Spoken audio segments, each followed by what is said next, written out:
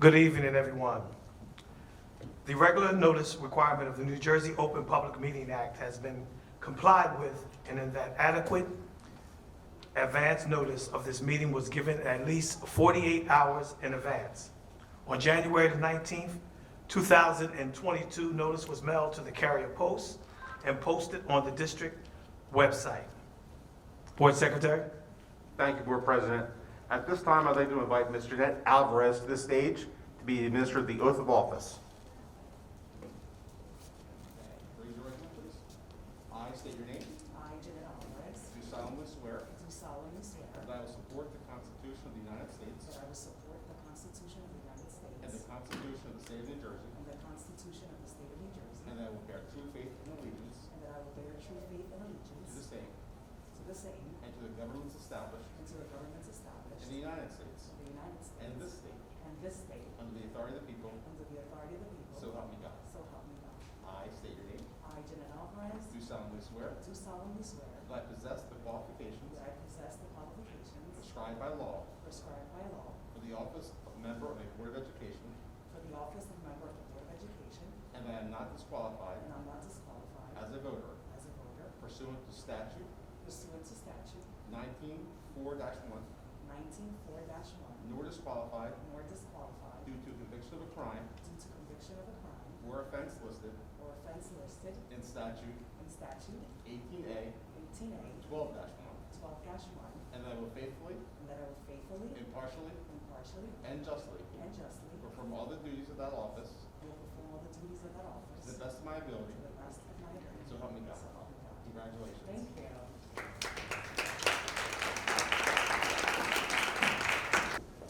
As we welcome Ms. Alvarez to the board table this evening, I will begin by taking a roll call to establish a quorum.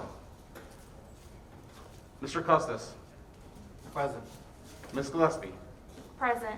Mr. Gonzalez. Present. Mr. Hudson. Mr. Leyva Martinez. Ms. Alvarez. Present. Vice President Nelson. Present. Board President Mohammed. Present. At this time, we'll do a roll call for our student representatives.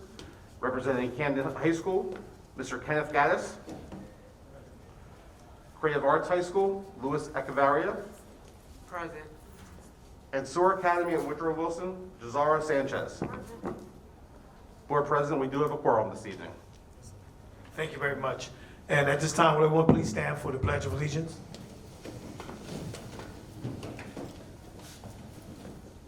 I pledge allegiance to the flag of the United States of America and to the republic for which it stands, one nation, under God, indivisible, with liberty and justice for all.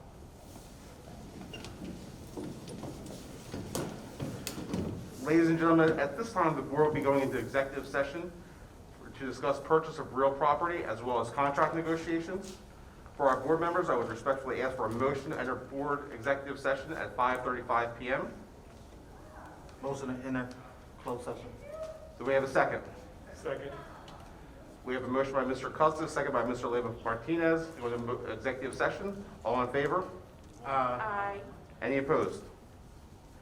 Ladies and gentlemen, the board will be in executive session for approximately 45 minutes.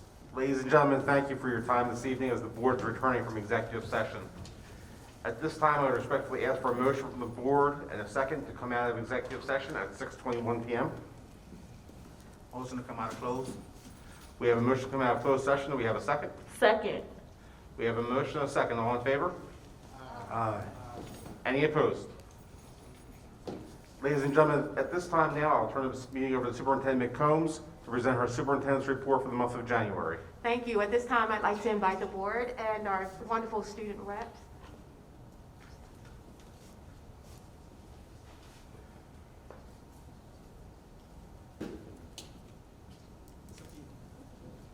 We're going to have a quick deviation. Thank you, Board President, for reminding me. For our newest board member, Ms. Jeanette Alvarez, who has been sworn in, we want to give you the opportunity to share or to have comments the same way that we did for our other newly sworn in board members. So if you'd like to say anything at this time, feel free.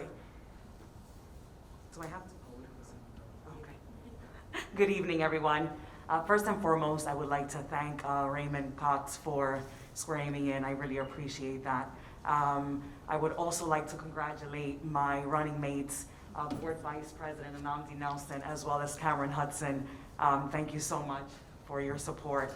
I would also like to thank the residents of Camden City, as well as my family, my children, my friends who were instrumental in me going through this journey, and I appreciate all their support and their love.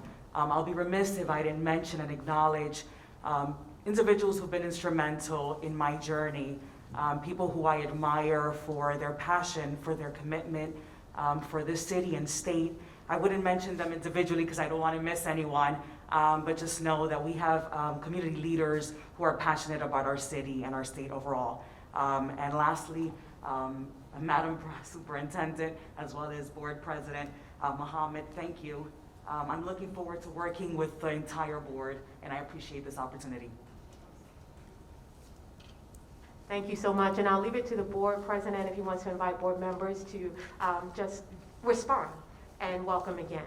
Yes, any of the board members would like to respond to welcome our dear sister. Absolutely. I would like to take the opportunity to welcome our new board member. Welcome to a working group with a lot of different ideas, and we're all a big family here, so welcome. So just the same, welcome. You know, we've been doing work for a long time, so I'm just excited to see what we do here. Welcome, Jeanette. You know, we look forward to working with you and just continuing to do the work.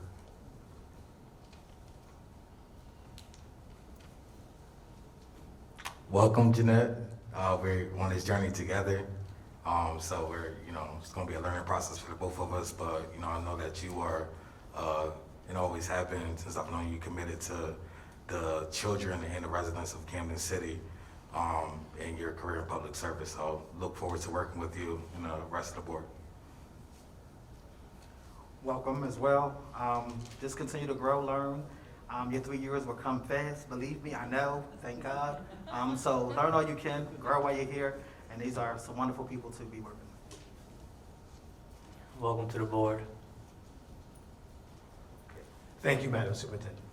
No problem, board president, thank you. And at this time, I'm going to ask all board members if you would transition down to the first few rows, as well as our student board reps, if you will also transition down as well. Thank you. Good evening, everyone.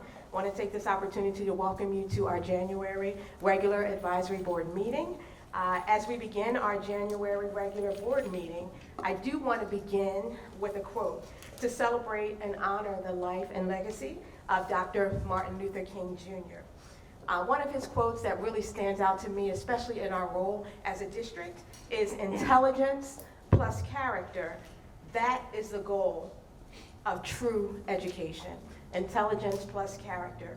This quote is powerful because all of our collective work as a district is centered not only on cultivating academic excellence, academic achievement, but to ensure that we are producing well-rounded students who are going to take care of us, not only now, but in the future.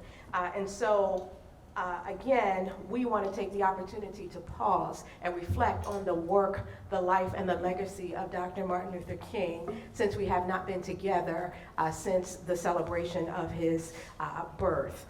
And to move on to the next slide, in that same mode of thinking, I'm deeply saddened, and we are all deeply saddened to share the passing of 3 individuals close to the district. These individuals lived a life that espoused many of Dr. King's principles. And I want you to join me for a moment of silence for the passing of the following individuals. Mr. Sidney Nevels, who played a major role in our school community, where he taught in schools such as Woodrow Wilson, Sharp, H.B. Wilson. He spent much of his life giving back to the same community that raised him, and we will forever remember Mr. Nevels. Also, Mr. Don Polk was a neighborhood hero for some and a close friend to many. I grew up with his family right one street over, us on Morton Street, him on Chase Street. His sister was a close friend, so we have all suffered another loss in the loss of Mr. Polk. And finally, Most recently, Mr. McAndrews, who was an integral part of our school community, namely the creative arts, Morgan Village Academy family, and an exceptional visual arts teacher. He will be missed immensely by our school community. So let's just take a moment to reflect on the lives of these tremendous individuals.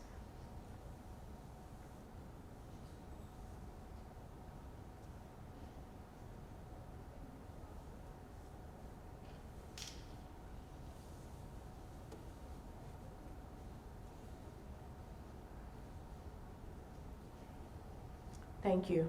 Our thoughts and prayers are with the families of Sydney, Don, and Brian. So as we shift into the next part of our meeting, tonight we're going to focus on a few topics for the month of January. We will start with our continued response to COVID-19 and our return to school practices. So on the next slide, you'll see a slide. It looks a little bit complicated, but if you take a look at the top, you'll see flexibility and pivot quickly. That is our goal. That is our state of readiness. And for this month, there is no new initiative or response to share other than our continued reminder about the district's continued response to the pandemic and ensuring that we have a strong plan to consistently and immediately respond to the pandemic. First and foremost, the health and safety of our students and staff is absolutely paramount. So we continue to enforce several mitigation measures, most notably is masking. All students, staff, and visitors are required to wear a mask inside of our district buildings. Next, we want to make sure that our students have regular school days. Regular school days mean normalcy. Normalcy assures that we can enjoy activities like athletics, school dances, and so on. To ensure normalcy and regular school days, as a district, we encourage student and staff members, please, to get vaccinated, boosted, and also to participate in our testing program. Students are not mandated to test. However, we strongly encourage parents to give their consent for students to test. You can find the consent form. It is still on our district website. It's not too late to give consent as a parent if you would like to change your mind and have your student tested.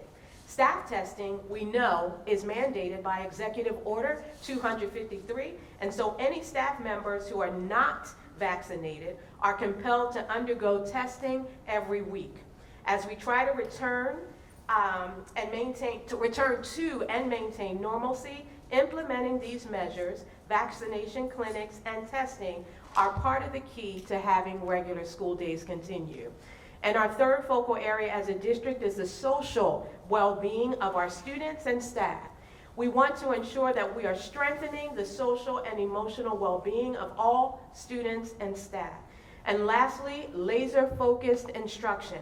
Regardless of how we are learning, in person or online, our higher order thinking, we are designing lessons to make sure that we are focusing on our students' higher order thinking to prepare them for college, career, and the workforce. This means that our instructional staff are held to high expectations. All staff are provided comprehensive resources and support to assure their instruction is targeted and intentional. So these, again, are the four critical elements that make up our response plan to the pandemic, because we know we are still in response mode to the pandemic, with the primary decision-making principle being flexibility and the ability to pivot at a moment's notice to ensure that each of the above elements, or each of the elements that you see here, are addressed appropriately. And we will continue to update you, and we continue to work closely with the health department and our county and state health officials to make sure that we are in alignment with ensuring safety for our students and staff. The next topic that I want to address is the Start Strong assessment. The Start Strong assessment provides initial information about the levels of support that students may need upon their return to full in-person learning. And so some key points The assessment should be used in concert with other indicators of student knowledge, skills, and abilities to evaluate performance. This assessment differs in design and function from the New Jersey Student Learning Assessment, or the NJSLA. So it's not the same. This assessment is not designed to be an I gotcha, but it was designed by the Department of Education to allow us to make informed instructional decisions and choices that will help us to accelerate closing achievement gaps that were compounded by the pandemic. And finally, the Start Strong assessment is not intended to predict student performance on future summative assessments. So I want to just be really clear. But it is important to share with you the results so we get a better understanding of what level of supports our students require over the course of the year. And so on the next slide, you'll see just a few levels, and I want to make sure we're speaking the same language here. So I want to share the results of the assessment, but want to share how to interpret the results. And again, the Start Strong assessment was given to students throughout the entire state of New Jersey, so it's not just Camden specific, and it helps us all as educators to inform our instruction and instructional decision making. So when reviewing each population in regards to their assigned support level, reading the chart from left to right shows how to read the results. It is also comparing the results with the common assessments that we are familiar with, like the New Jersey Student Learning Assessment. So you have levels 1, 2, and 3. The strong support is level 1, going up to less support and level 3, and they kind of align with the proficiency levels of the New Jersey Student Learning Assessment.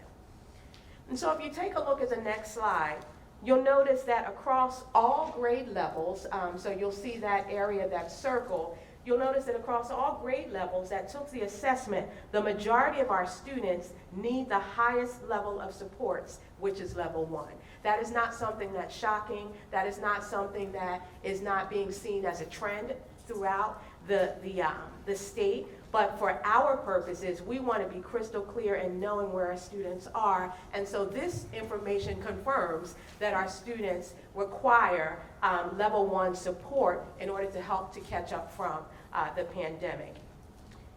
If you take a look at the next slide, you'll notice that across the various subject areas, so this slide gives information about the various subject areas, ranging from Algebra 1 to science and ELA literacy, that the majority of students need the highest level of supports in these areas as well, level 1 supports. Most notably are the algebra and general math subject areas. The data that we see here is consistent with national trends. This is data that we are using to further determine how we are approaching instruction, curriculum, design, and implementation. And the next slide breaks our Start Strong assessments out by subgroups. Our English language learners also need some level of support, and you'll notice that the majority of students that require ELL supports require level 1 supports, particularly in the 2 core subject areas of English and math. And next slide. So by subgroups, our students with special needs also need some level of support. You'll notice that across all special education codes, the majority of students require level 1 support as well. So overall, the bottom line, this data just confirms what we already knew and what we had already surmised based on our district assessments, that most of our students, by and large, the majority, require level 1 supports. Our overall results are, again, I want to say it again, similar to national trends, and our principals, teachers, and staff are held to high expectations. They have been working diligently to ensure that they're providing comprehensive resources, supports, and that their instruction is targeted and intentional. So again, wanted to make sure that we're able to share with the board and the public at large our Start Strong assessment information. Okay. And moving to the next update, Safe Schools Built for 21st Century Success. If we look at the next slide, we'll look at the facilities team and its continual work to find and refine strategies that help maintain safe schools built for 21st century success. In this spirit, the facilities team, conducted another series of robust professional development trainings for its staff during the month of January. A 3-module series began with a custodial segment where manufacturer representatives retrained all staff on the necessary steps to clean and sanitize building spaces, such as classrooms, offices, restrooms, lockers, and common areas, to name a few. The custodial segment also included the introduction of some new tools meant to increase reaction time and coverage in its efforts to sanitize quickly and safely, which we know is very key in our era of COVID. In another segment, all facility staff participated in a focused boiler operations class, which was conducted by the industry professionals that partner with the district. This training underscored the importance and the process of heating and cooling buildings so staff and students can concentrate on what they do best, instruction and learning. And finally, our entire facilities team participated in hands-on training of computer-related responsibilities, ranging from managing time and attendance to creating and completing work orders from around the district. These 21st century tools and professional development opportunities further enable our facilities team to succeed in executing the valuable hard work of supporting the entire school community. So I wanted to just share the engaging professional development opportunities that are aligned to our needs. It's not just PD for PD's sake, but they're aligned to the needs of what we have in our buildings at this time. Next slide, I want to highlight the school nutrition team. And so, consistent with its ongoing efforts to improve access to meals and provide healthy options for our students and community, our school nutrition team and Aramark Services are partnering with Wellness in the Schools, a national nonprofit that teaches healthy habits and that strives to reduce childhood obesity. Wellness in the Schools supports our school meals program with nutrition education, culinary support, menu options, and recipe development. Currently, Wellness in the Schools chefs are stationed at Davis School, Morgan Village Middle School, and the Camden High campus. Working from these key locations, they support our entire district. And one key example of this is the partnership. One key example of the partnership is preparing to incorporate more scratch cooking, progressive plant-forward style cooking, and enticing flavor-profiled meal options. It has introduced fresh scratch marinara sauce for our pizzas, our pasta dishes, and many other tomato-based menu options. Of course, other district partners, including the Food Bank of South Jersey and Food Corps, also play a key role in supporting access to meals, nutrition, education, school gardens, and our wellness initiatives. The school nutrition team is delighted to share these expanding opportunities that increase healthy, nutritious, and quality food options for our students and also for our school communities. So hats off again to our school nutrition team as they continue to explore innovative ways to promote healthy eating. Next slide is an update with regard to transportation. Just want to make sure that we continue to keep you updated as a district, as a board, on where we are in this area. So we have not seen much relief, although we've seen some improvement to our ability to provide busing for our students. The national bus driver shortage still is in play, and also COVID has not helped that with its latest surge. And since the beginning of the school year, we've experienced this in ebbs and flows. But our transportation team continues to make steady progress in finding ways to get our children to school. Our transportation team has been auditing all of the bus routes to make sure we can get the maximum number of students on each bus and have monthly bids to secure new bus routes. The parent transportation contracts and parent-child bus ticket programs are still available for eligible families without bus transportation. Thank you for your continued patience during this unprecedented time. And the next slide, we want to have a few highlights from our teaching and learning division. This next highlight is so heartwarming. This is about one of our students from Davis School, who is an exceptional artist. The Camden City School District is pleased to share good news from Davis School's 6th grade artist, Miss Dalia Muhammad. Dalia submitted a chalk pastel sunflower portrait into the Fresh Artist Flower Contest 3 years ago. Her artwork was selected and she donated a digital copy that is now on display at the New Jersey American Water Company headquarters, along with several other works of art from Davis students. Dalia, along with her parents, were so excited that Channel 6 News was present to interview them for their big reveal. Dalia's contribution helps to fuel Fresh Artists' delivery of art supplies and innovative art programs nationwide. A special shout out to Davis School art teacher, Miss Lydia Hagstas. For more details, check out Fresh Artist on Instagram featuring Miss Dalia Muhammad. And we are so proud, CCSD's very own Dalia Muhammad.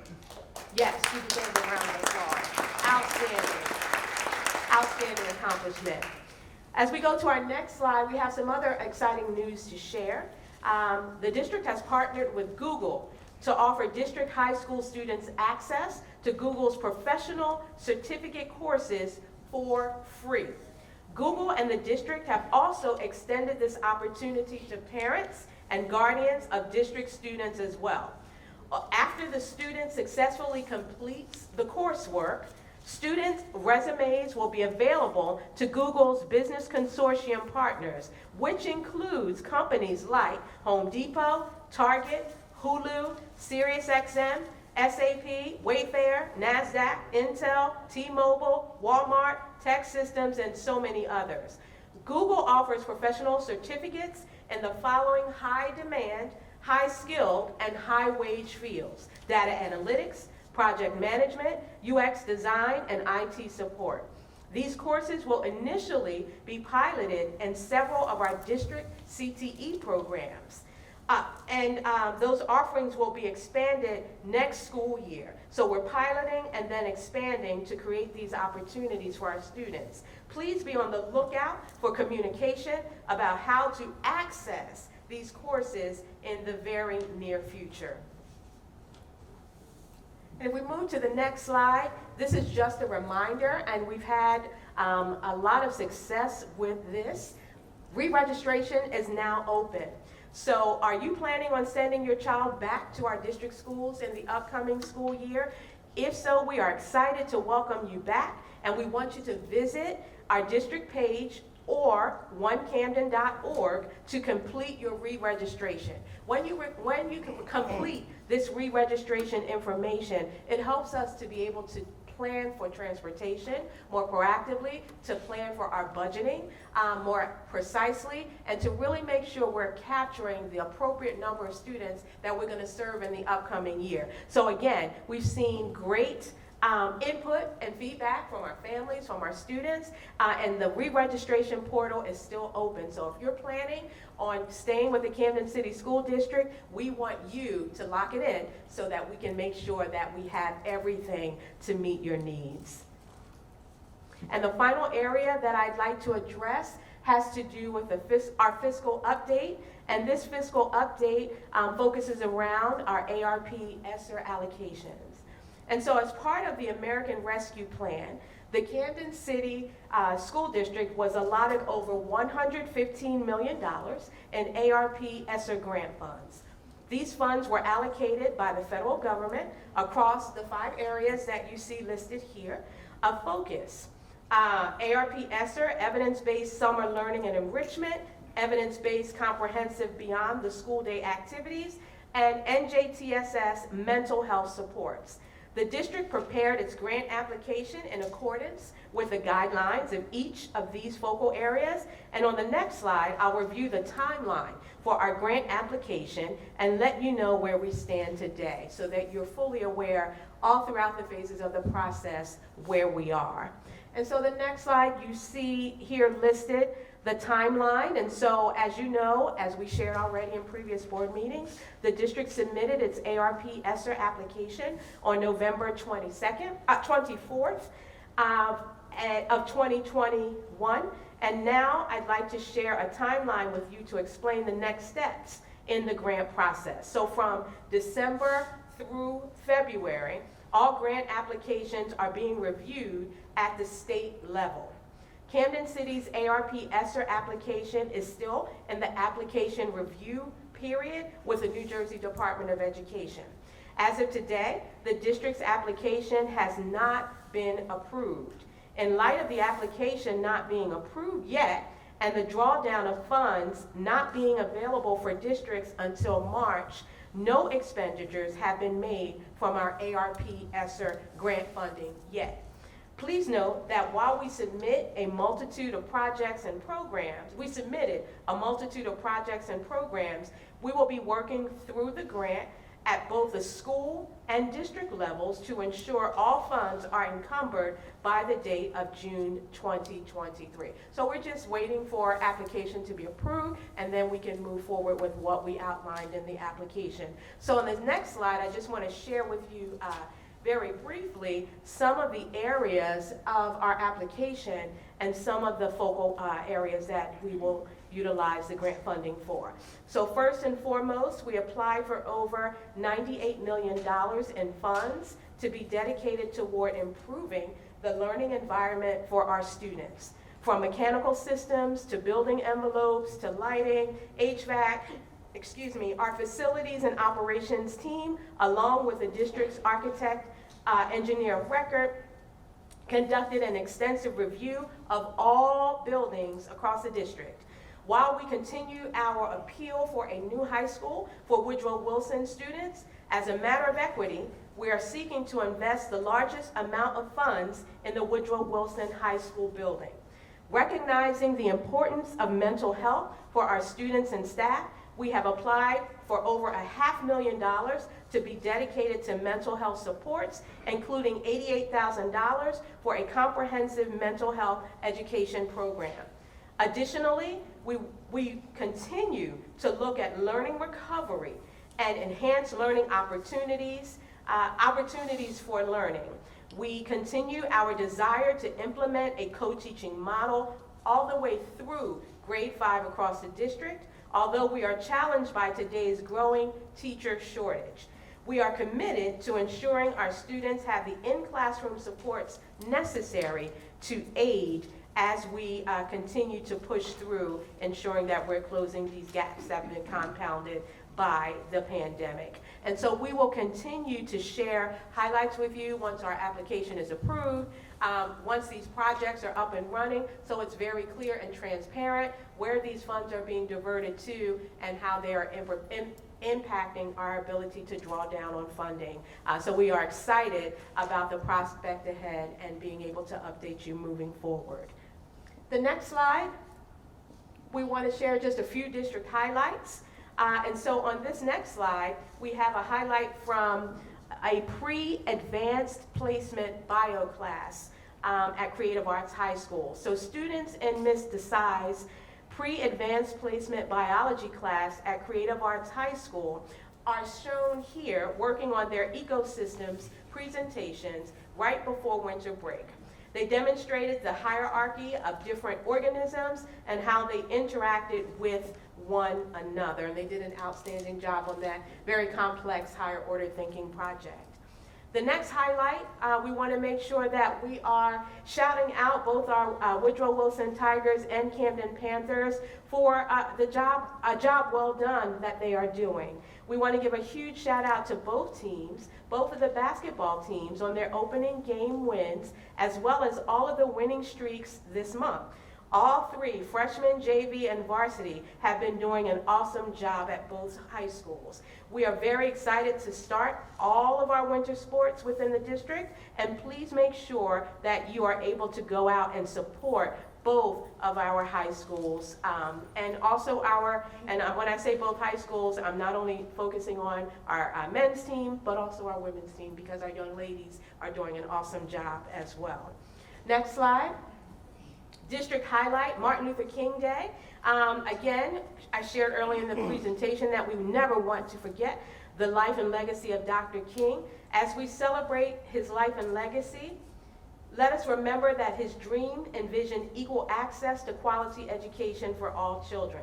So I am so excited, and as your proud superintendent, I am confident enough to say that we live by Dr. King's legacy. We strive to live by his legacy. And we're committed to inspiring and preparing all of our students for a successful future.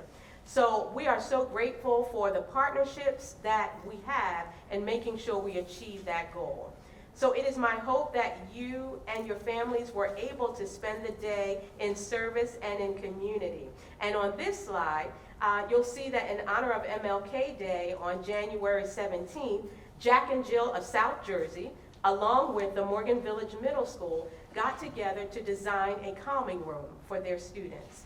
This day of service consisted of preparing calming kits, sewing seamless pillows and blankets, along with building plastic cots for the homeless. So we want to thank you again to our partners at Jack and Jill of America, along with the leadership of Principal Jania Robinson and her leadership team, and the wonderful students and families of the Morgan Village Middle School for a wonderful service, a day of service and learning.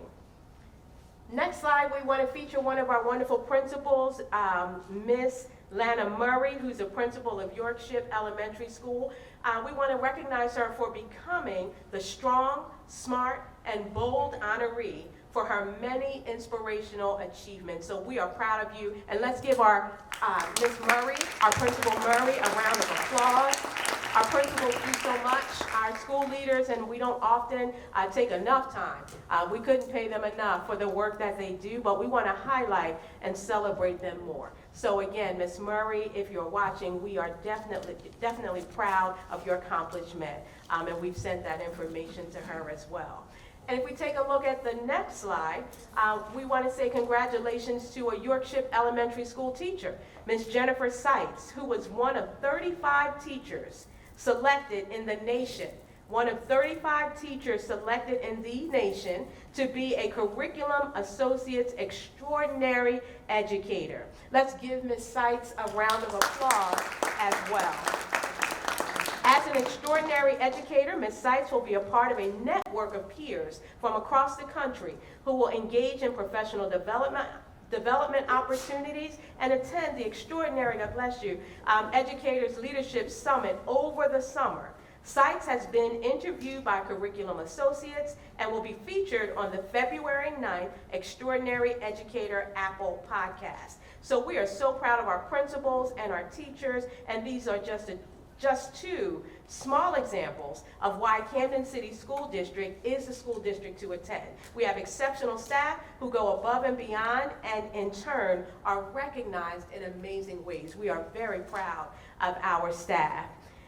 On the next slide, which will be almost the last slide that I share, I want to give an update to you with regard to the Woodrow Wilson High School renaming process that we have talked about for quite some time now. So I'll give just an overview, and you'll hear a little bit more about this after we return back to the stage. In December, after a 2-week application window, the district convened a Woodrow Wilson High School renaming committee made up of 10 individuals, 2 advisory board members, 4 alumni of the school, and 4 current students. The committee met 3 times throughout the month of January to narrow down the selection of names to the top 3.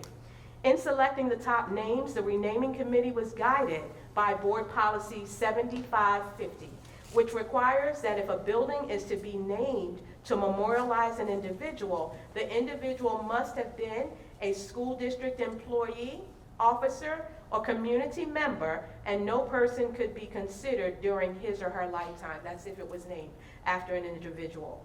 The top names selected by the committee were 1, Eastside High School, 2, Camden High School East, and 3, East Camden High School.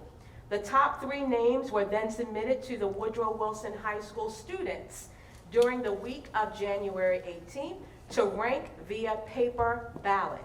The committee received over 200 submissions from the student body.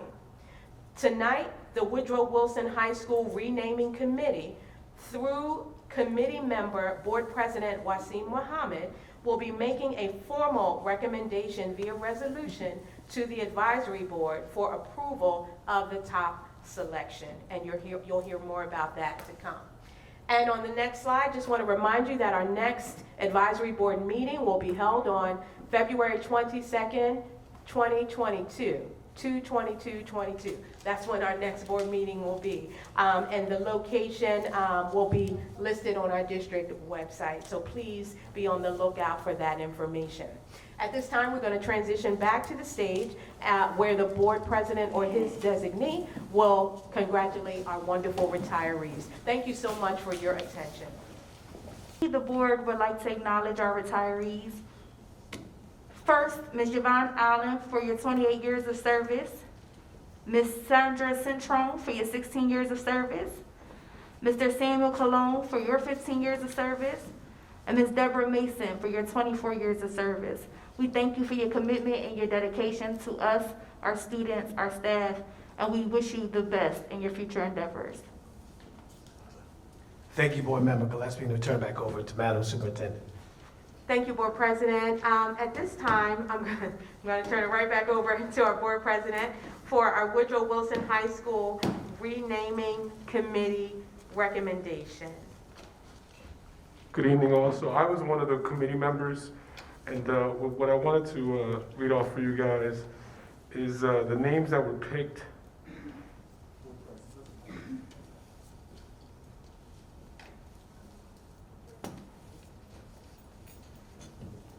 The WWHS Renaming Committee, with the input of its student body, recommends that Woodrow Wilson High School be named Eastside High School to be effective beginning with the 2022 and 23 school year. As a committee member on that board, I know that the students were involved with a voting process that took place. I just wanted to mention that, and also community members. I know that there's a community member in the audience now, Ms. Pan, that was also involved with that. Thank you, Board Member Martinez, and now we turn it back over to the district. Thank you, Board President. At this time, I respectfully call for a motion to approve the recommendation of the Woodrow Wilson High School Renaming Committee to rename the Woodrow Wilson High School Eastside High School, effective for the 2022-2023 school year. Do we have a motion? Motion. Is there a second? Second. We have a motion and a second. At this time, we'll conduct a roll call vote to rename the Woodrow Wilson High School Eastside High School beginning with the 2022-23 school year. Ms. Alvarez? Yes. Mr. Custis? Yes. Ms. Gillespie? Nay. Mr. Gonzalez. Nay. Mr. Hudson? Yes. Mr. Leyba Martinez? Yes. Vice President Nelson? Yes. Board President Mohammed? Yes. Motion carries.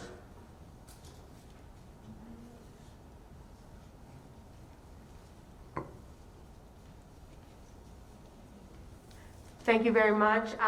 Thank you, and thank you for the work that went into that from the committee that led the efforts in that area. No, it was not an easy task, but thank you for the collaboration that was shown and the modeling of that collaboration for our student body.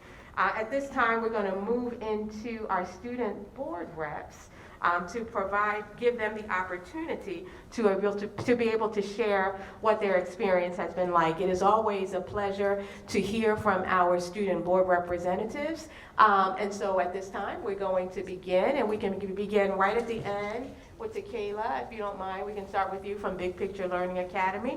I meet with our board reps, and we had a chance to meet last week virtually to hear their concerns, but we want them to be able to share that with the board and also with the general public as well. So whenever you're ready, you can begin. Good evening, my name is Tequila Williams, and I'm a student representative for Camden Big Picture Learning Academy. During our meeting last week, we spoke about some of the pros and cons of remote learning. Some of the things that I'd just like to update on is that our students, they're a little bit happy about being back at school, well, a lot of bit happy. They'd rather be in school than during COVID. They don't understand why we're doing half-a-days. They said we could still get COVID in a half-a-day just like we could get it on a full day, so there's no point in having half-a-days. But some are thankful for the half-a-days because it does give them time to get to work and enjoy the rest of their day. One of the things they wanted me to speak on was lunch, but Airmark did that for themselves, and I don't think our students would be happy with the things that they updated me on today that I can talk to them about tomorrow. The heat is still a very big thing. I sent out a survey today for Camden Big Picture Learning Academy, and a lot of the students just said they would like some heat on the side of the school. But other than that, everything is still the same. Thank you, Tequila. Hi, everybody. I am Kenneth Gaddis. I am a student representative at Camden High School. Similar to Tequila's answer, most of the kids at Camden High are happy to be back in the in-person setting. A lot of students really struggle learning with the virtual online learning as the teachers aren't able to get across their lessons or their points as easy as in person. One of my major concerns today for Camden High specifically is the ID activation for Camden High students, which I've talked to the superintendent about already in a prior meeting. Students have to either have teacher or security escorts to go to the bathroom or to get through certain hallways that they need to get to class on time. And some are even late because the doorways are locked and some can't use the bathroom in the time that they need to, which we are getting penalized for now in school for being late to class as a result of IDs not being activated. Another issue that I want to talk about is the availability of all students to use the hallways that is most convenient to them. For Camden High specifically, some kids have Camden High has classrooms on the BPLA side of the school, which require us to move from our C side to the A side, which is the BPLA side for class, which takes anywhere from 5 to 10 minutes if it's not blocked, because it requires us to go up the stairwell. And the security guards, they cut us off in the hallway and force us to go up the stairwell, knowing that the hallway is a lot more convenient as far as time-wise to get to class. It'd be a lot more helpful if we were able to go through those hallways to get to class on time with no trouble from opposing schools. Other than that, I have no other concerns. Thank you, Kenneth.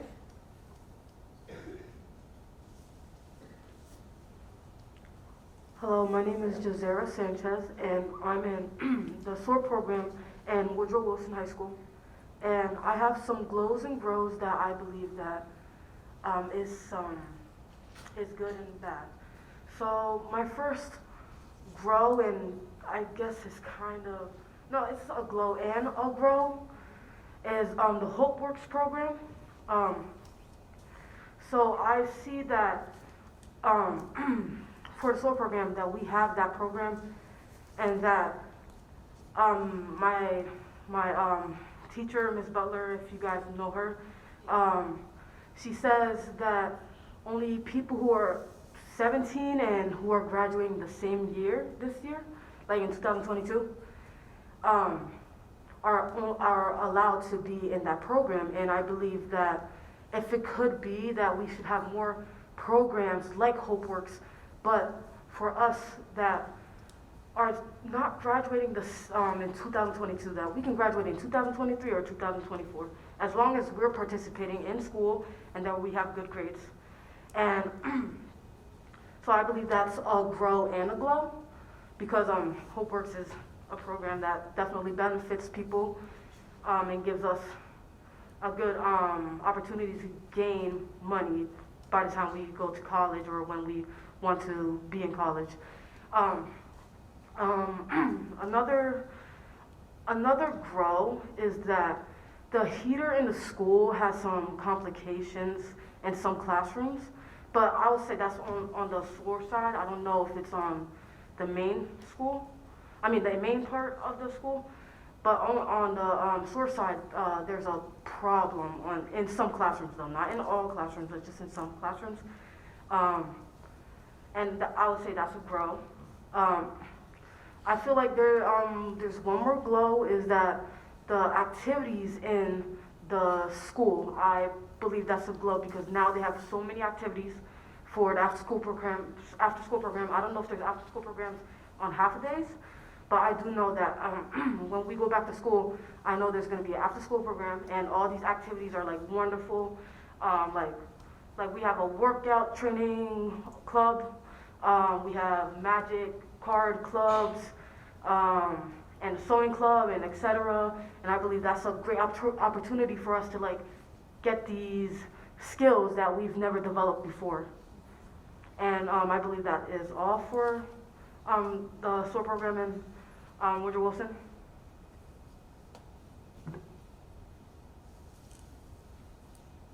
Thank you very much. Good evening, board members and superintendent. I'm Louis Echeverria, and I am here representing Creative Arts High School. Some glows and grows today. Some glows would be the schedule. A lot of the students love the school schedule, not for the simple reason we get out early out of class, but the block periods, being able to stay in a classroom for an hour has really allowed us to get our work done, focus more in class, due to the simple reason that before, when it was a whole day, we had to be 40 minutes in a class. So by the time we were getting into the class, getting more involved into the lesson, it was already time for us to go. So now that we have this block period in our class, it has become better for us to learn in our class. Another glow is that we're back. We are glad to be back into in-person learning. Many students were afraid that it was going to happen like in 2020, where we had spoken about 2 weeks and then we would be back and it became permanent. But thank God that we were able to come back and not stay home virtually, because virtual's not for me. Rehearsals, we did speak last time with the superintendent about rehearsals for the drama and the concert choir, and I do appreciate the fact that we are now able to rehearse. Be watchful for a new play that we are getting together for, I believe, next week, which is The Colored Museum by George C. Wolfe, and we're getting that together. Some grows, we have spoken about Lunch with Airmark, and we love the new schedule that they have planned, and we have seen change as well. The masks that are provided at school are not the greatest. The mask, we all have inconveniences. Sometimes we go to school with our mask on, but throughout the day may break or anything like that. And the school provides certain masks, but they are not the greatest. They are too tight on some students. And based on CDC, the best masks that help protect us against Omicron virus and the COVID-19 are the K95s. But any mask at this point that are good and flexible to use for the students would be appreciated. Obviously, like it was mentioned, the loss of our beloved teacher, Mr. McAndrews, has impacted the school tremendously, both staff and students. We feel devastated. It's been a tough week to start, especially since coming back from a COVID-19 virtual. It's been tough trying to focus in class. It's been difficult for the principal, for the teachers, for the students. We've known Mr. McAndrews since 6th grade, especially the seniors. We've known him for 6th grade, and it has been a little difficult focusing in class with knowing that the loss of our teacher. And I also wanted to bring to the attention that there has been more fights than usual, not on school ground per se, inside the building, but across the street in the park. There has been several altercations, several incidents. Some of the incidents have been from people who do not attend the school per se, who are not a student, and they have come causing altercations, causing disturbances at dismissal time. And also, one more glow is we do appreciate that there is more quality control in Bear Boulevard. It's a little bit more safe. It still could become a little bit more safer to cross, but we have seen the change. We have seen more police presence, more active job in security. So we do appreciate that, and we're looking forward to being able to eat lunch in our own cafeteria. You don't know how much we miss that. That would be all for us. Thank you, Louis, and thank you to all of our student board reps. Again, as you can see, our students are phenomenal. They are amazing. Yes, yes. That and then some. Phenomenal, amazing, and just the way they articulate here, that's the same way they articulate when we're having our sessions, whether they're virtual or in person, but very much displaying the fact that they know that their voices matter, because when you tell us to do something and you notice a change, it's because you spoke up and said something. So thank you for giving it all to us. Those things that work well, those things that are not working well, so we can continue to improve. And so, as I shared with you, we took notes on everything we talked about at our session last week, and we have answers for you. As you can see, some of those answers were solved with regard to the meal service, making sure that the food, that we have more to-go stations set up, but also there are some other areas that we will continue to focus on, like the IDs and making sure that they are activated. So we have lots of information that's very detailed here, and we will make sure that you each, from your respective schools, get that information so that you're able to take it back to your constituents that you represent and share with them the updates that are there. But each and everything that you talk to us about, we have made progress and headway in those areas, and you deserve for us to do that, and you deserve for us to not even have to make segue, and we're going to do a better job as we continue to move forward. I'd like to open up to the board members to see if they would like to have any comments or share anything with regard to our student board reps before they have to leave and get ready for their day of school tomorrow. Are there any comments? Vice President. So I would also just like to echo Superintendent, thank you, student reps, for sharing. We encourage you to continue to share both the glows and the grooves. We want to make sure that you understand that you are heard and it doesn't go on deaf ears. So the board won't speak for everybody, but we do support you, and we want you to continue to represent not just yourself, but the student base as a whole, because it is very important that you are comfortable and have the things that you need in order to be successful. So thank you. Anyone else? Madam Superintendent. All right, thank you so very much. And at this time, I'm going to turn it over to our general counsel so that we can transition to the public portion of our session. Thank you, Superintendent. The Camden City School District welcomes the attendance and comments from all members of the public at its meetings. The public comment period is your time to be heard on the agenda items in this meeting. This is not a time to engage in a dialogue with the board, but it is your time to present your comments to the board and the superintendent. Each person who signed up to comment will have 3 minutes. You'll be notified when your 3 minutes are up. You cannot yield your time to another person. When it is your turn to speak, please remain at the podium and address all of your comments to either the general counsel or the superintendent. Please be courteous to your fellow community members and keep your comments within the time frame allotted so that everyone has the opportunity to speak. At the end of the 3 minutes, the microphone will be cut off and we will end your comment time. Please conduct yourself in a respectful and courteous manner. The First Amendment is not absolute, meaning that the board can prohibit language that is either inappropriate. So for anyone whose comments or actions either harass, intimidate, or threaten the safety of any person, we will provide you with a warning or immediately end your comment time. In addition, if you curse, use vulgar language, or make personal attacks, we will provide you with a warning or end your comment time. We will not interrupt you during your 3 minutes of comments unless we deem it necessary. If a member of the public speaks about a staff member, interruption may be necessary to caution him or her of the danger of slander. Members of the audience should also not interrupt the speaker at the podium. If you have any questions, please ask your questions during your 3-minute comment period. After the public comment period is closed, the superintendent or her designee will address your questions to the extent provided by law. And we have one person signed up for in-person comment before we get to the written submissions. And the individual signed up tonight is Kasami Watson. Great, you can come on up.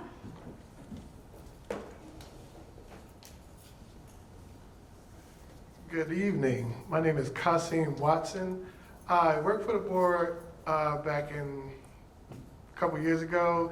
Had a big layoff in 2017-18 school year, and I was one of the people that was on the list.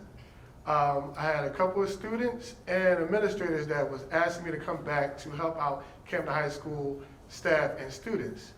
And I was asking anybody that was at the school board. I called HR, I called superintendent, I spoke to your secretary, I spoke to whoever that could answer my question as for how can I get back to the Board of Education to help the students and staff of Camden High School because they need help.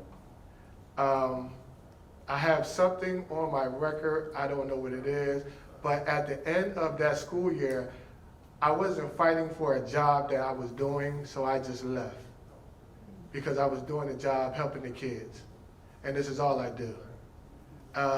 Right now, I put in 8 applications at the beginning of the school year. Haven't got a phone call, email, fax, nothing back yet. And I'm just asking for somebody to look into the information for me and anybody to get back with me because I really want to help the staff at Camden High School and the kids that are there, because I do have kids there too. So I would like to help them all be safe at Camden High School. And you can give my extra minutes to whoever else that signed up. I guess nobody, but it's okay. But if you can help me, my number is on the paper and you can call HR and whoever else that picked up the phone. My number, I have it on there. All right? You have a nice day. Have a nice evening. Thank you, Mr. Watson.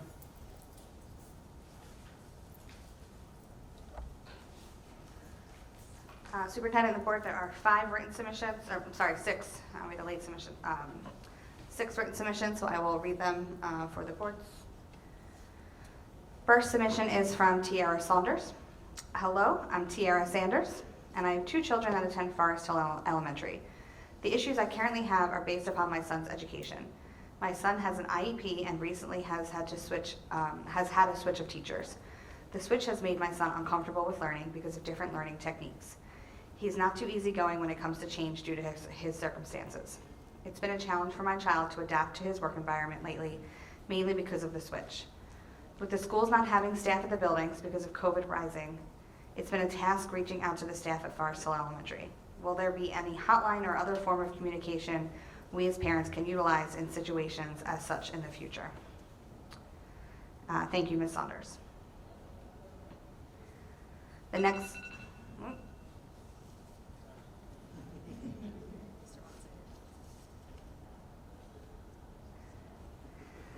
next comment is from Alula Williams. Good evening. I am the parent of a student at Creative Arts High School. The last time I presented myself to you, I was in person. Unfortunately, tonight I am unable to attend, but I am reassured that my voice will be heard at tonight's meeting. I'm still having trouble with transportation for my child. After making the board aware, I was directed to go to the back of the room to speak with somebody about my situation. The woman I spoke with was very insensitive to my situation. She told me that I needed a doctor's note. I told her that the doctor would not see my child unless it was COVID related. I asked for courtesy rides until the situation was resolved. I was denied. I still do not have transportation for my child. Please assist me in this matter. Thank you for your consideration. Thank you, Ms. Williams. Third comment is from Tasha Rosario. Hello, my name is Tasha Rosario, and I feel my child is in immediate need of transferring schools. My child attended Kramer Hill Mastery 2 years ago. In the 6th grade, he was referred to a behavioral school. The school recommended for him was Camden CAPS. Kramer Hill Mastery assured me that this move would be temporary until my child learned coping skills, etc. Although my child has come a long way, what is supposed to be an exciting 8th grade year for him has become difficult. He recently shared how Camden CAPS feels like a prison school. I had to think as a parent. Is this what these behavioral schools are designed to do? Prepare my child for prison? From the fighting, disrespectful language, the outrage behaviors in this school, it's more like an institution. There have been plenty of negative incidents directed toward my son, having been spit on and an attempted sexual assault by another student with a ruler is it for me. This is all too much for a student that the school promised could return with good behavior. There are many families going through situations like this. I want to stand up for my child and other children like him that have been referred to go to poorly monitored behavior modification programs for quote-unquote help. I'm asking the board to please evaluate these programs more carefully that are doing more harm than good for our children. Thank you, Ms. Rosario.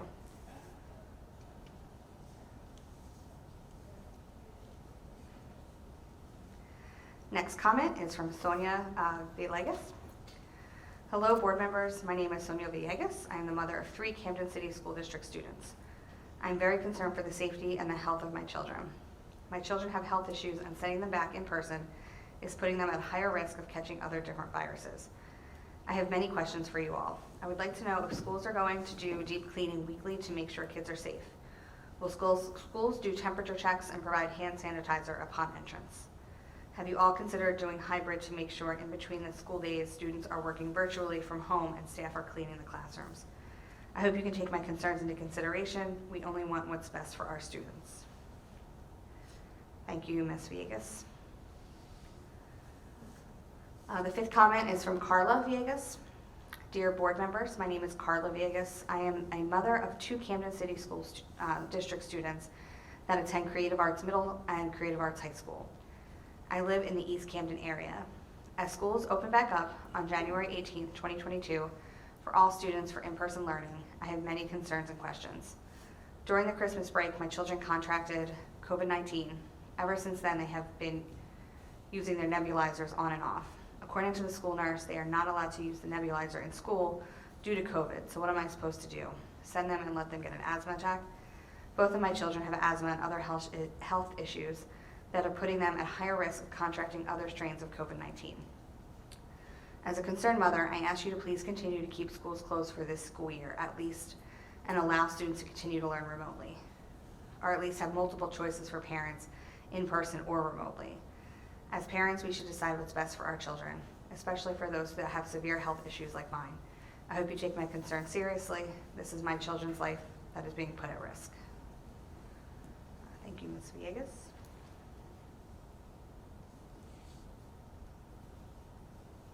And the last written comment this evening is from Rancha Dickerson. Greetings, my name is Rancha Dickerson, parent and resident. I would like to address the superintendent and school board with a few questions. Question 1. Superintendent, is safe corridor still in effect on our school campuses? Does it protect our high school students being dismissed daily at 1 p.m.?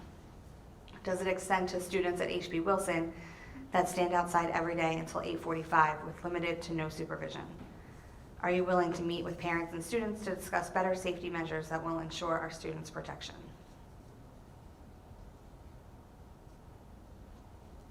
Question 2.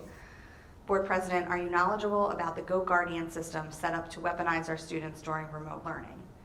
Did you know that teachers can close students' academic work without students' consent, which leads to students losing their work? Did you know that this software can be viewed as policing our students' ability to surf several academic sites to get support to advance in schoolwork? Are you okay with this software being abused to enforce strict discipline on minors that are already under pressure to focus on remote and online education? Would you be willing to have a meeting with parents and students to talk openly about the pros and cons of Go Guardian? Question number 3, superintendent and school board members, are you willing to go to a hybrid model from February to March to ensure cleaner schools, less direct contact with large population in school buildings, and mental health support that could avoid teacher and student burnout? Do any of you think that the CCSD should have offered a hybrid model to our district before going to full in-person learning? Thank you so much for your time. Thank you for your comment, Ms. Dickerson and Superintendent. That's our last comment. I will turn it back to you. Thank you very much, and thank you for everyone who had either a written comment or who spoke in public today and shared their concerns. There were a few different themes with regard to our public comments, whether they were in writing or in person.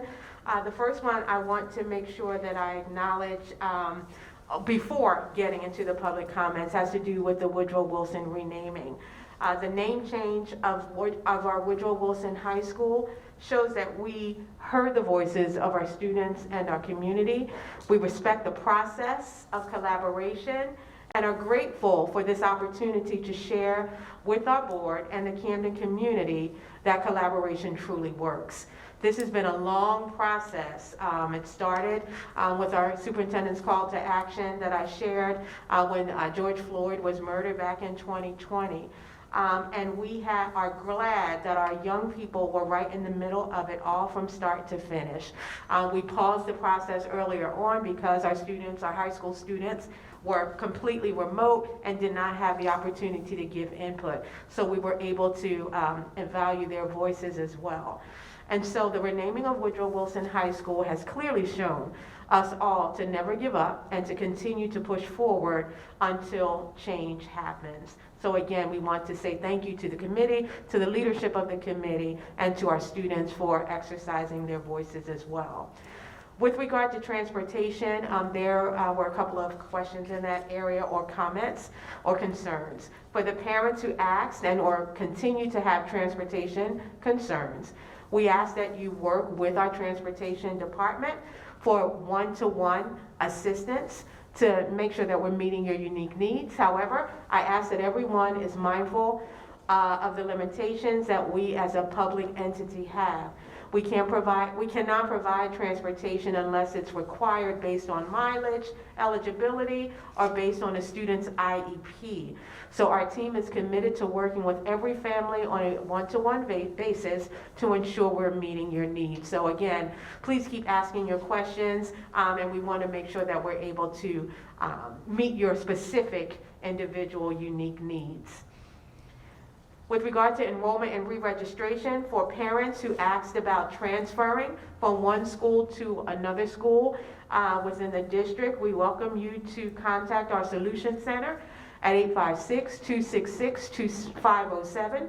The Solution Center team will help walk you through the process of transferring into one of the schools of your choice, the district schools of your choice. Request to hire back to the district. Thank you, Mr. Watson, for sharing and for coming in person to share your desire to rejoin the district. We will reach out to you in the next week regarding your application.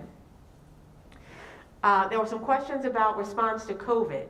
Our custodial staff, as I shared in my superintendent's report, is using and has been using a hospital-grade Vericide and disinfectant to do all its cleaning each day since the onset of the pandemic. Common areas and high touch point areas are sanitized several times a day. All areas are sanitized each night. PPE, including masks, hand sanitizer, gloves, and gowns, are available all day in each and every classroom across the district. Regarding the hybrid schedule for students, we're unable to implement a straight hybrid model of instruction unless explicitly directed to do so by executive order.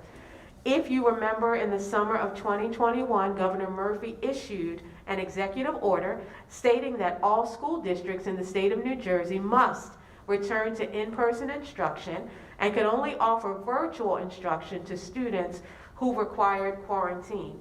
But what we as districts are also able to do is pivot quickly and provide virtual instruction in the event that cases at a school require such a response.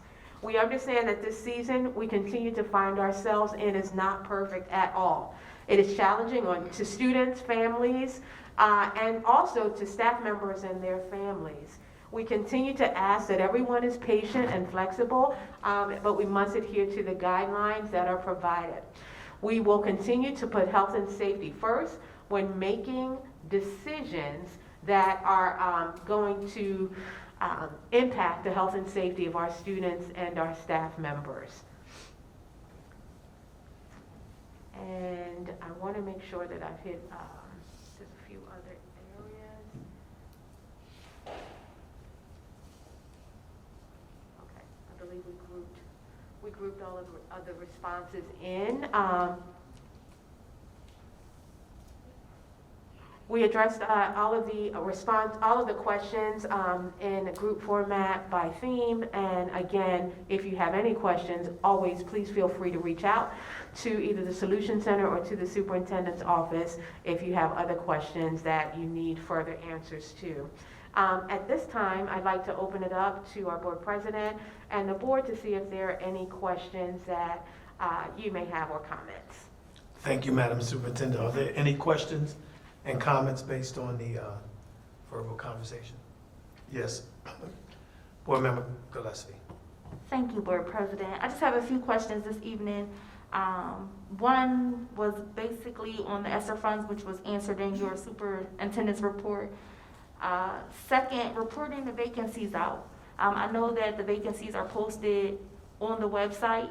However, I wonder if there's different ways we can go about it, reporting them out monthly at the meetings, or if there's some way else to put it out. I know we have a huge number of vacancies and just trying to get them filled, and are we doing our part to get that information out there? Regarding our committees with Dr. Martinez, we've been getting into a good space about restorative justice practices and processes. And what that process looks like for a parent. We had a certain situation which, thank you to Dr. Martinez and the team for handling it quite well, but just making sure that that process is easy because parents get frustrated really fast. What does that mean? So if the student has to be transferred back into one of our public schools, what that process looks like. If it becomes frustrating, they're being sent to 20 different places, that it becomes discouraging. That hurts the kids. You understand? They kind of give up. So I just want to make sure that we are addressing what that process looks like and that it's as easy as possible for parents and guardians. Next, are we prepared to handle the shortage of teachers with COVID? I think I asked that back in October. I know that it's happening times 100 right now. Not just teachers, just staff in the building. What is our detailed plan to handle the shortage? And lastly, I understand the bus shortage for the morning routes to school, but I'm wondering, are there any buses available in the evening for our children who are doing after-school programs? So we have a lot of kids that are in the after-school activities and are walking home in the late night. Is there buses available for them? And that's all I have for this evening. Thank you, Board Member Gillespie. You want to answer? Yes, Vice President Nelson. Thank you. Thank you, Superintendent, for the superintendent's report. Good to hear the positive things that's going on and just the forward progress. Just wanted to know, and I know it's something in place, can the board be provided with how we acknowledge our staff appreciation, like, what type of things we actually do to appreciate staff? I know it's done, but I know board members, often come in contact with staff members who, may have concerns and complaints, and there's but so much that we can actually do, but we want to make sure that all our staff understand that we do appreciate everything that they do and that we are supportive. I think sometimes people just not knowing what the actual responsibilities of the board members are makes it kind of difficult at times, but publicly just wanted to acknowledge that we appreciate staff. Second, just wanted to acknowledge also today, I was over at Cooper's Point School and they had an emergency situation, and I wanted to say that all staff responded excellent, seemed very calm, made sure that our kids were safe. And again, I don't know what the exact protocol is, but looking from the outside in, things looked like they were followed. Made sure parents were calm, and obviously parents were definitely a little irate and upset, but our staff did an excellent job, so I wanted to make sure that was put out there. Thank you. Thank you, Vice President. Falio? We're just speaking to, we're not speaking to the agenda, right? We're just speaking to your report and the students' reports, correct?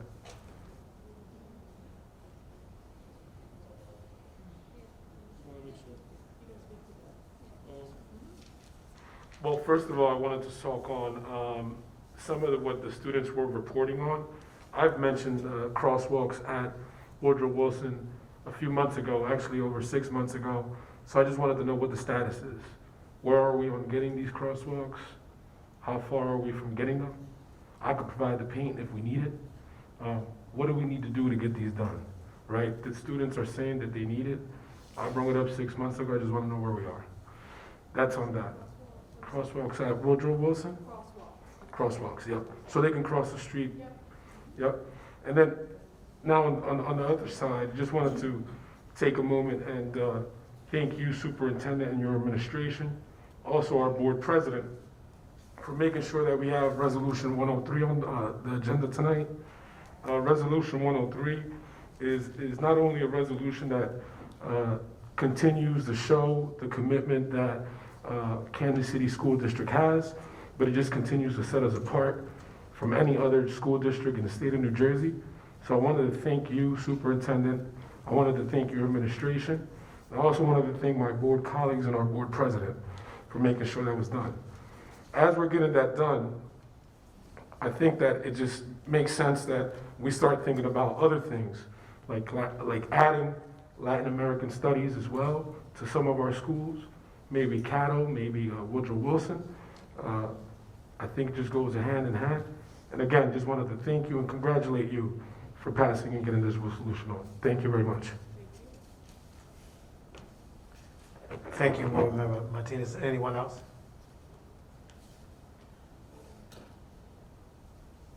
Mr. Gonzalez? So I'm coming long-winded, so I'm just gonna start, I guess, through a couple of things that I wanted to address several months ago. We want to address Camden High School. I think we're doing a good job, especially with the deans that we've added to add as support to the administration there. But regarding the bilingual special education, which is an issue that we have consistently had in our district, and the efforts that we have had in place previously, which have been consistent throughout the time, are not effective because it's still an issue that we have in the district for years now. The only thing I do see, which I want to make sure that the board knows, as well as the public, with it was just the limited CE pilot program, just to make the endorsement easier for those who are actually in to get their certifications. So I wanted to make sure that, again, we share that as a part of the things that I had asked previously. Secondly, there was I guess a confusion regarding a question that I had, and it was not regarding personal data of our reading interventionists, but if not the effectiveness of the overall program, which without looking at the data, we know it's effective. And as a part of some of the stuff that we have talked in our subcommittees is that I personally, I cannot speak for anyone else, but I will say that the board would also agree that we should have been looking into a math interventionist a long time ago, and the data shows, again, that it's effective and is well needed, especially after, you know, we've been through with the with COVID. So yeah, the response I got in regards to that was just regarding personnel data, but I was not aiming to get personnel data, if not the overall program evaluation and its effectiveness. Again, without looking at it, we know it's effective, and I'm advocating for a math interventionist to be looked into. Yes, regarding the email. With the busing situation and transportation, one of the things that I advocated for was redefining the way that our current policy sits with the families that are eligible for transportation, which is, I guess for lack of argument, which is say the 2 miles that have been set. And under the statute, 18A:39-1.5, it does allow us to reevaluate that and deem any road that's considered hazardous to be able to provide transportation regardless of the distance. And anything hazardous was defined in the statute as even crossing a bridge, which again, that's what our kids have to go through and much more. If crossing a bridge is what you define as hazardous, I don't know what walking the streets of Camden you would define that. So I think that it'll be effective for us to evaluate that current policy that we have in place, just to be able to have those families be eligible to personally transport their child to and from school. I know that one of the concerns would be, and the arguments that, well, we're adding an additional expense. Correct, but what expense if we don't have any buses to be paying? We're not paying anything. We shouldn't be, at least. So that was regarding that. With Ms. Villegas, she advocated, which again, I've talked to you in private, said it back there, said it here, with advocating for families to have the option, the temporary option, to go remotely if they choose to. And I think that's, I know, again, it's out of the hands of the district, because it's coming from an order from the governor, but who has advocated from our district for the parents who have actually been asking for that and have continuously asked for that and rightfully still have asked for that? So I'm asking you, and I'm asking any other member, to advocate along with myself and those families so that families do have the option to elect if they want to go into remote learning. Yeah, I told you I'd be long-winded, so I'm sorry. All right. Now, with the issues that persist in the schools, especially a school like the Camden High, it is kind of crazy to believe that there is a heating problem. Again, it could be, defined one way by our kids and defined one way by our staff. Maybe there isn't a heating problem. But it's really hard to believe that there's a heating problem in a school that just got built yesterday.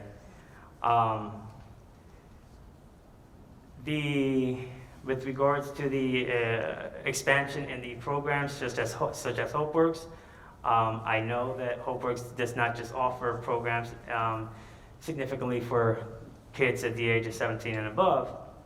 So if it's something that we, again, could look into, and I'm advocating for her, regarding having these additional programs down to the age, I think HopeWorks does down to the age of 13.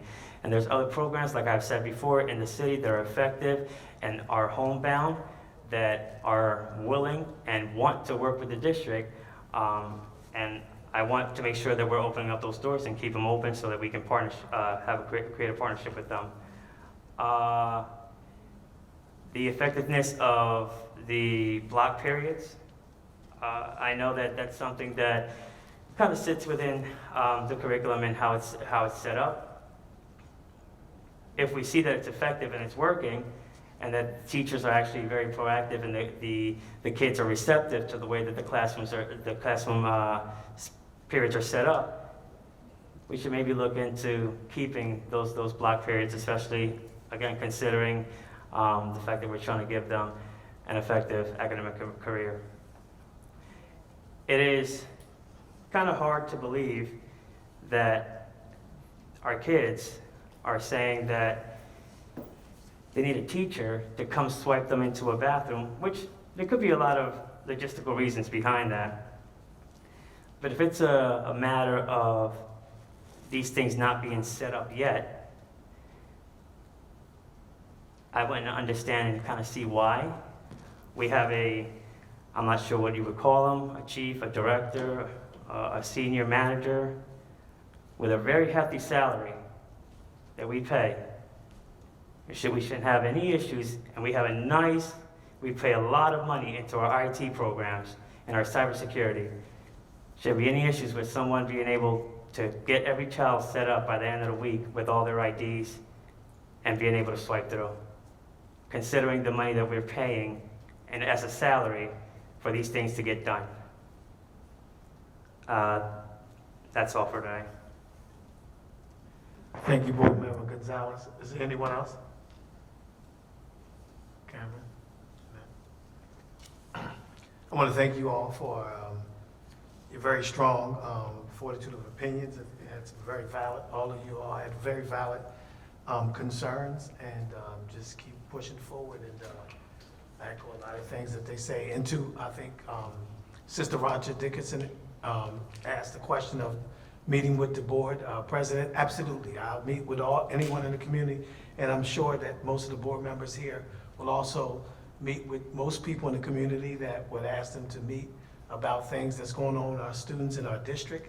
And if anyone would like to go along with that meeting, you're more than welcome to do that, especially when it's involving our children. Thank you, Madam Superintendent. Thank you very much, and I echo Board President, thank you for all the board members who ask and continue to ask questions and provide guidance and of an advisory nature, as well as just guidance based on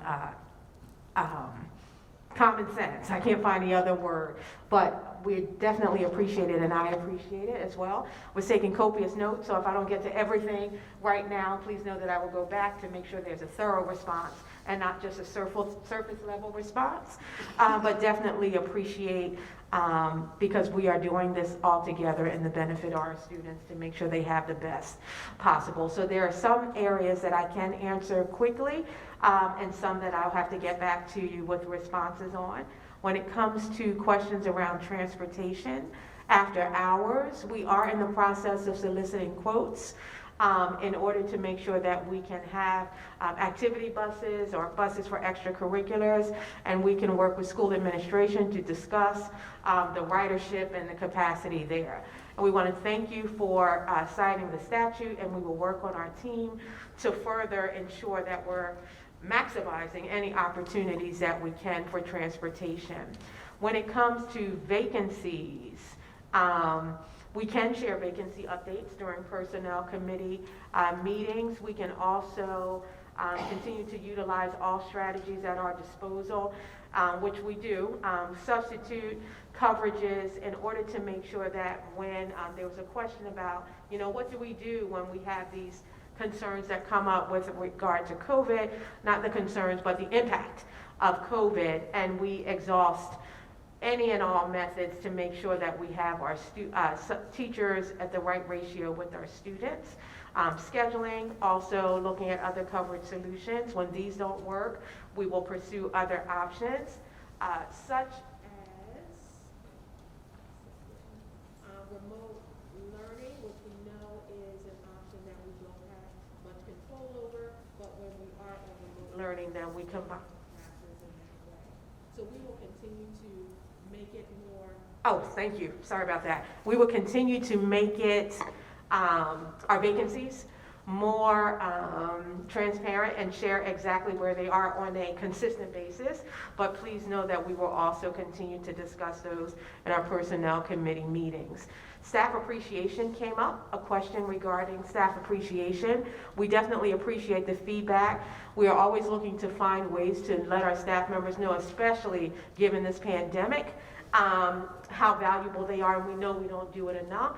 We've been talking with CEA leadership and on ways to work together as a district and the union to promote our teachers and to do different things to celebrate them, but we will have a specific staff appreciation in the spring of the year, but we will continue to find other ways to do so throughout the year. The crosswalk, there was a question with regard to the crosswalk at Woodrow Wilson High School and designating a particular area of a street with a crosswalk. That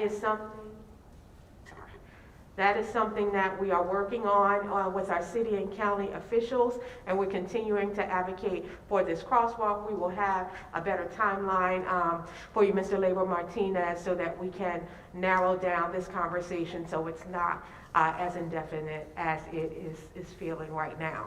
With regard to student ID activation, student ID functionality is still coming online, and so our related vendor in this area is training our staff this Thursday.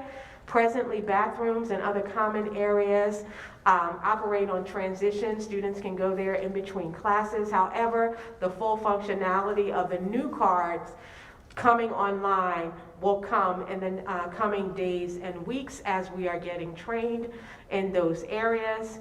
And we also want to remind everyone that SDA provided us, and we talked about this before, we didn't have, everything was not completely delivered in the time that it was supposed to be, but that's not an excuse. We are continuing to work and move forward so that our students will be able to have the access to the areas that are necessary.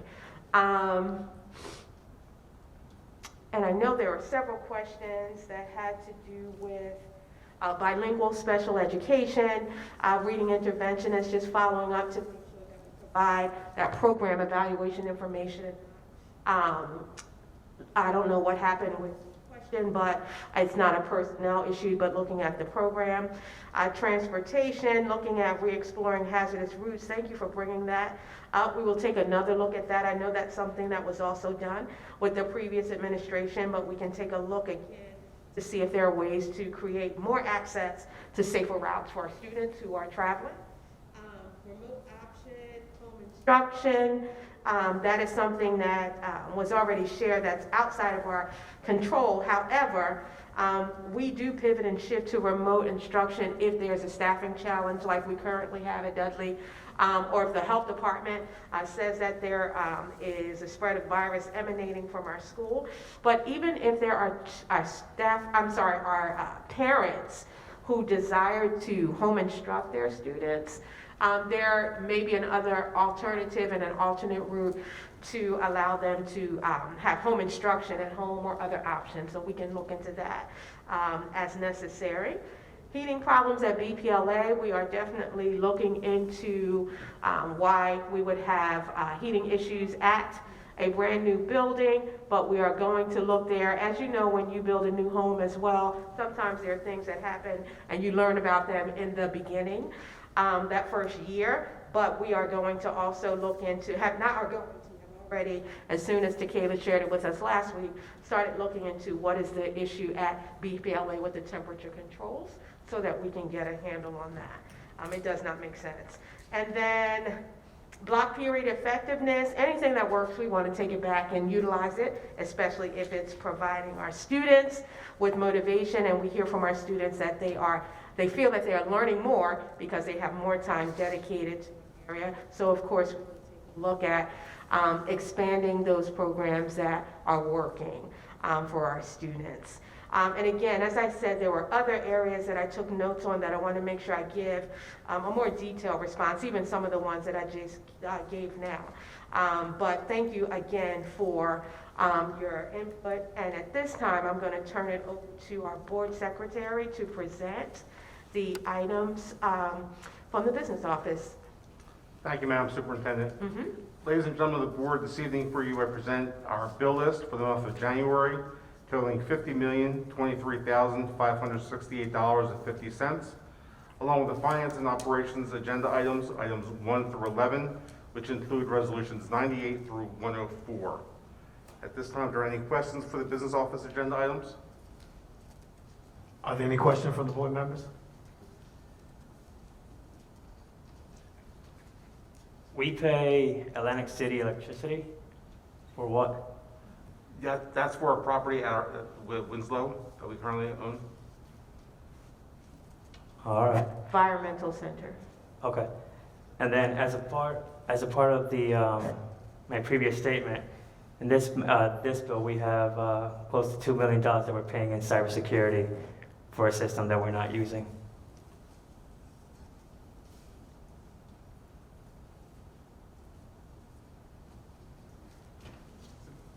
Any other questions? Thank you much. Turn it back over. All right, thank you. If there are no other questions, in accordance with the powers vested in the State District Superintendent under Title 18A, I hereby approve today's superintendent's agenda items and business office agenda items. Turn it over to this time to our board secretary to call for a motion to adjourn. Again, thank you, Madam Superintendent. At this time, I respectfully ask for a motion to adjourn this meeting of January 25th, 2022 at 8:01 p.m. Motion to adjourn. We have a motion. Is there a second? Second. All in favor? Aye. Any opposed? Thank you all. Have a great evening.